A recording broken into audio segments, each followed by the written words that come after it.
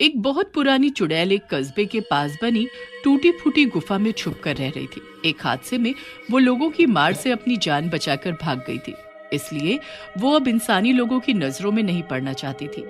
ठंड हो या गर्मी या बरसात, वो तभी गुफा के बाहर निकलती जब उसे लगता कि इंसानी लोग उस समय अपने घरों में ही होंगे। उसी बीच वो गुफा से निकलकर अपने जरूरी काम कर लिया करती थी और फिर लोगों के बाहर निकलने से पहले वापस अपनी गुफा के अंदर ही छुप जाती। ऐसे ही उसका जीवन चल रहा था, पर जैसे ही ठंड आती उसकी एक मुसीबत बढ़ जाती थी, जो थी नहाने वाली। उसे ठंडे पानी से बहुत डर लगता था। जैसे जैसे ठंड बढ़ती जाती उसका शरीर अकड़ता रहता और ऊपर से ठंडे पानी में नहाकर मानो उसकी बर्फ बन जाती। वैसे तो वो रोज सुबह 3 बजे उठकर पास के कुएं पर जाकर नहा लिया करती थी और इससे पहले कि कोई इंसान वहां उसे देख ले वो झटपट नहाकर अपनी गुफा में आ जाती। पर क्योंकि अब सर्दियां आ गई थी तो उसके लिए मुसीबत आ गई थी। रोज की तरह आज भी 3 बजे सुबह चुड़ैल कुएं पर नहाने जाती है। अरे बाप रे, कितनी ठंड पड़ रही है। मेरा तो मन ही नहीं होता नहाने का। लगता है जैसे कश्मीर शिमला सब यहीं उठकर आ गया हो। भगवान जाने ये इंसानी लोग कैसे रोज नहा लेते हैं, वो भी इतनी ठंड में। ना बाबा ना, मेरे बस की नहीं है रोज रोज नहाना। अब तो मेरा नहाने का मुहूर्त तभी निकलेगा जिस दिन धूप आएगी या फिर सीधा गर्मियां आएंगी। वो बिना नहाए ही वापस अपनी गुफा में आ गई और ठंड से कुरकुराती हुई वापस अपनी रजाई में घुसकर सो गई। धूप सर पर चढ़ाती है। दोपहर के 12 बज जाते हैं। तब चुड़ैल की नींद भूख से खुलती है। अरे वाह, ये ठंड के मौसम में सौंधी सौंधी धूप की किरणें, कितना अच्छा लग रहा है। काश की सुबह नहाने के वक्त भी धूप ऐसी ही रहा करे, पर ये तो हो ही नहीं सकता ना, क्योंकि सूरज तो अपने समय से ही निकलेगा और इस समय मैं बाहर जा नहीं सकती। ऊपर से भूख भी बहुत लग रही है। चलो कुछ खा लेती हूँ पहले।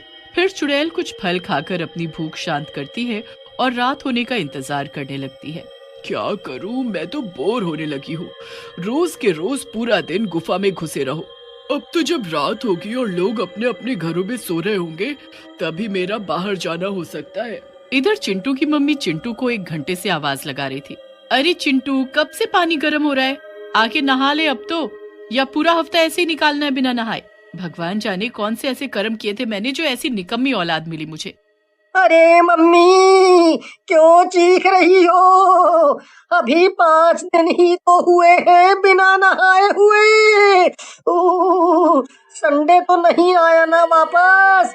नहा लूंगा मैं हफ्ता पूरा होने से पहले। इतना कहकर वो वापस अपने कमरे में रजाई में घुसकर फोन चलाने लगता है। फिर रात को, चलो अब तो 11 बज ही गए हैं। वैसे भी ठंड में इतनी देर कौन बाहर रहेगा अपनी कुल्फी जमाने को। चल के अब थोड़ा बाहर का नजारा देखा जाए। भूख भी तो मिटानी है अपनी, वरना फिर कल पूरा दिन गुफा में रहना पड़ेगा और वही फल घास फूस खाकर गुजर बसर करना पड़ेगा। छुपती छुपाती लोगों की नजरों से चुड़ैल सुनसान सड़क पर शिकार का इंतजार करने लगती है। वो देखती है कि एक साइकिल पर कोई जा रहा होता है। सर काला खटिया जाड़ा लगे, सर काला खटिया जाड़ा लगे, जाड़े में बलमा प्यारा लगे। हाय हाय, सर काला खटिया जाड़ा लगे। तभी चुड़ैल उसके सामने आ जाती है। ओहो, खटिया सरकानी है। चल आजा सरकाते हैं खटिया दोनों साथ में। और कहकर वो साइकिल वाले के चीथड़े चीथड़े कर देती है और उसका सारा खून पी जाती है और उसका मांस खाकर अपनी भूख मिटाती है। आह, कुछ तो गर्माहट आई और पेट भी भर गया। अब यहाँ ज्यादा देर रुकना सही नहीं, किसी ने देख लिया तो लेने के देने पड़ जाएंगे। और तुरंत चुड़ैल वहाँ से रफू चक्कर हो जाती है।